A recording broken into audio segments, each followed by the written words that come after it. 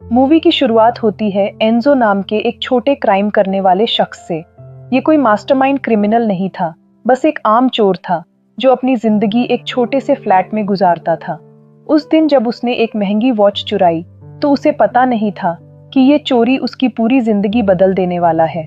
Police से भागते वक्त वो एक नदी में कूद गया और दीवार के साथ छुप गया। जब पुलिस चली गई तो वो वापस ऊपर आने के लिए पानी में पास ही रखे एक बैरल पर ऊपर गया, लेकिन जैसे ही उसने जंप लगाने की कोशिश की, बैरल टूट गया और वो पूरी तरह से रेडियो एक्टिव वेस्ट में गिर गया। उस समय उसे लगा था कि ये सिर्फ एक एक्सीडेंट है, लेकिन ये एक्सीडेंट उसकी डेस्टिनी बदलने वाला था। घर जाकर एंजो की हालत खराब होने लगी। मुंह से काला लिक्विड निकल रहा था, उल्टियां हो रही थीं और खांसी रुकने का नाम नहीं ले रही थी। वो समझ नहीं पा रहा था कि उसके साथ क्या हो रहा है, लेकिन अगली सुबह जब वो उठा तो एक अजीब सी एनर्जी महसूस कर रहा था। वो अपने गैंग मेंबर सेर्जियो के पास गया वॉच बेचने के लिए। सेर्जियो एक पागल बॉस फाबियो के लिए काम करता था। फाबियो इतना डेंजरस था कि एक बार उसने अपने ही आदमी को सिर्फ इसलिए मार दिया था क्योंकि उसने गलत कलर का फोन ला दिया था। सेर्जियो ने एंजो को 100 यूरोज दिए और एक ट्रक जॉब के लिए साथ चलने को कहा। ट्रक जॉब के दौरान वो फाबियो के घर गए, जहां एंजो की मुलाकात फाबियो की मेंटली चैलेंज्ड बेटी अलेसिया से हुई। अलेसिया की साइकोलॉजिकल कंडीशन थी, वो रियलिटी से कट ऑफ थी और एनिमे के एक कैरेक्टर स्टील जीग के फैंटेसी वर्ल्ड में रहती थी। उसका पूरा रूम उसकी ड्राइंग्स से भरा था। वो मानती थी कि एक दिन उसका हीरो जीग उसे बचाने आएगा। सेर्जियो ने बताया कि अलेसिया की मां के मरने के बाद वो कंप्लीटली फैंटेसी वर्ल्ड में चली गई है, लेकिन एंजो को इन सब बातों में कोई दिलचस्पी नहीं थी। वो सिर्फ अपने काम से मतलब रखता था। उसकी जॉब एक ड्रग स्मगलिंग ऑपरेशन था। वो लोग ड्रग म्यूल्स यूज करते थे, ऐसे लोग जो अपने पेट में ड्रग्स के पैकेट्स रखते थे। लेकिन एक म्यूल की ओवरडोज से डेथ हो गई। उसके भाई ने गुस्से में सर्जियो को ब्लेम किया और शूटिंग शुरू हो गई। सर्जियो मारा गया, लेकिन मरने से पहले उसने एंजो को भी गोली मार दी। एंजो बिल्डिंग से गिर गया। इतनी हाइट से गिरने के बाद कोई भी व्यक्ति बच नहीं सकता था, लेकिन अचानक एंजो की आंखें खुलीं और वो बिल्कुल ठीक था। उसे समझ नहीं आ रहा था कि क्या हुआ है। दूसरी तरफ क्राइम बॉस का नेटवर्क चल रहा था। नुंजिया एक पावरफुल बॉस थी जो अपने टेरिटोरी में सब कुछ कंट्रोल करती थी। फाबियो उससे डील कर रहा था, लेकिन ड्रग्स के गायब होने से प्रॉब्लम्स होने वाली थीं। घर जाकर एंजो को एहसास हुआ कि उसके अंदर कुछ बदलाव हुआ है। जब अलेसिया उसके डोर पर नॉक कर रही थी तो उसने परेशान होकर गुस्से में डोर पर पंच मारा और उसका हाथ डोर को पार करके निकल गया। फिर उसने एक अलमीरा को पुश किया तो वो वॉल में जाकर लग गई। वो समझ गया कि रेडियो एक्टिव वेस्ट की वजह से उसके अंदर सुपर ह्यूमन स्ट्रेंथ आ गई है। उस रात उसने अपनी नई पावर्स को टेस्ट किया। वो पूरी एटीएम मशीन उठा लाया और पैसे निकालकर अच्छा खाना खरीदा। उसके घाव भी तेजी से ठीक हो रहे थे।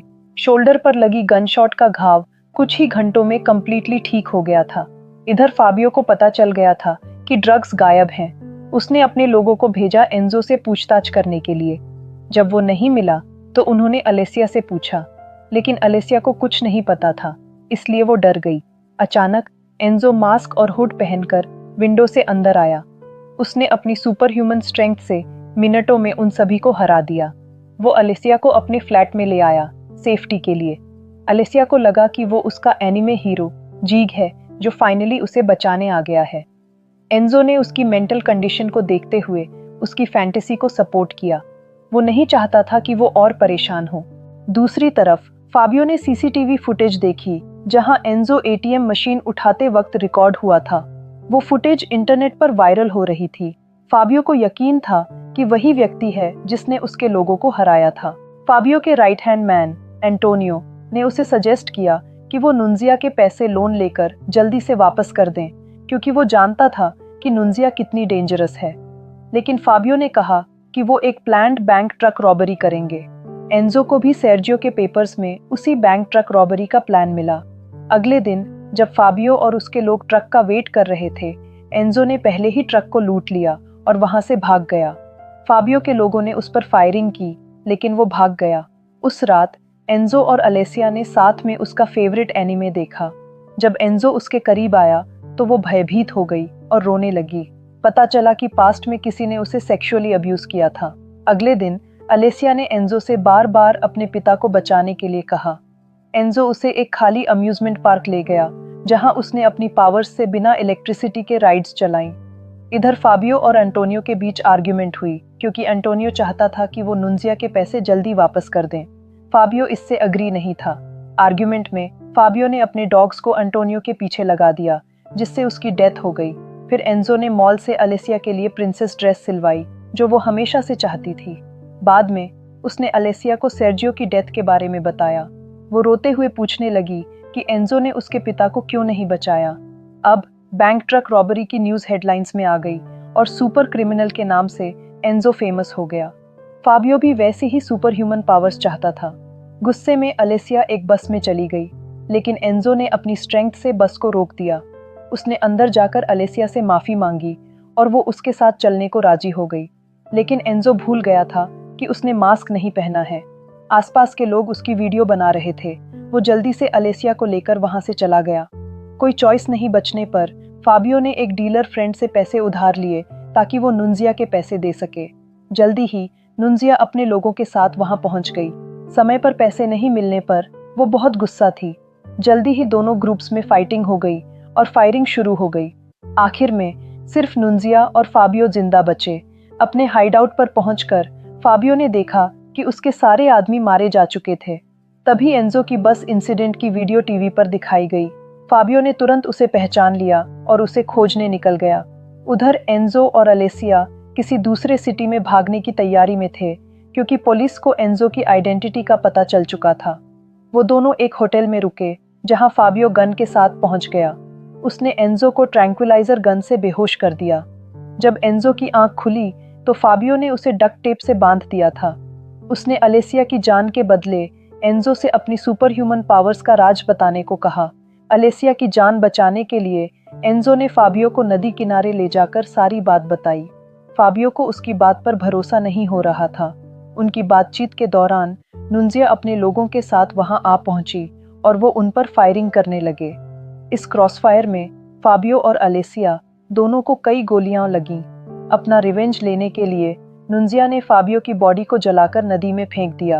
अपनी आखिरी सांसें लेती अलेसिया ने एंजो से कहा कि वो अपनी पावर्स का इस्तेमाल लोगों की हेल्प करने के लिए करे, चाहे उसके बॉडी में कितनी भी स्ट्रेंथ क्यों न हो।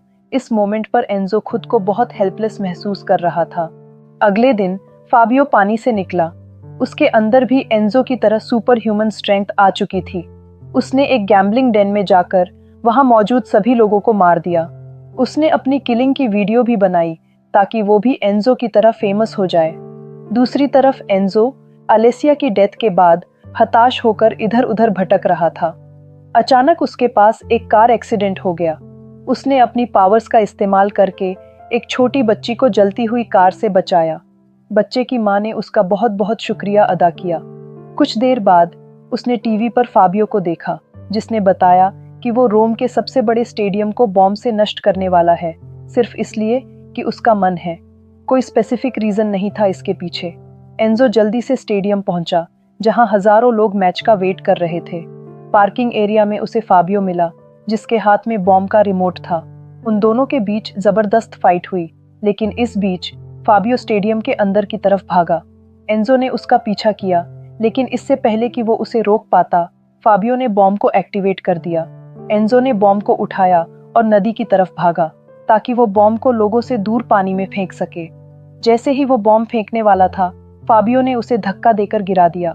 बॉम्ब ग्राउंड पर ही गिर गया और उसे एक्सप्लोड होने में लगभग 1 मिनट बचा था।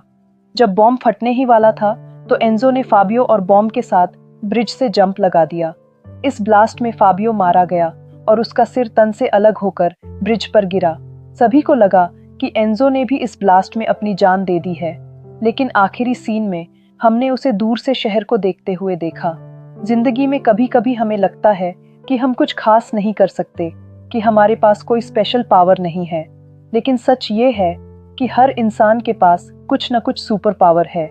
हो सकता है वो आपकी काइंडनेस हो, आपका पेशेंस हो, या फिर आपका लव हो। दे कॉल मी जीग सिर्फ एक सुपर हीरो फिल्म नहीं है। ये एक इंसान की उस जर्नी की कहानी है, जहां वो अपने अंदर के हीरो को खोजता है। ये हमें सिखाती है कि हीरो बनना पावर्स के बारे में नहीं बल्कि चॉइसेस के बारे में है। माय डियर लिसनर्स, मूवी अच्छी लगी तो वीडियो को हाइप करके हमारे चैनल को अपना प्यारा सा सपोर्ट जरूर दीजिएगा। Till then, good bye.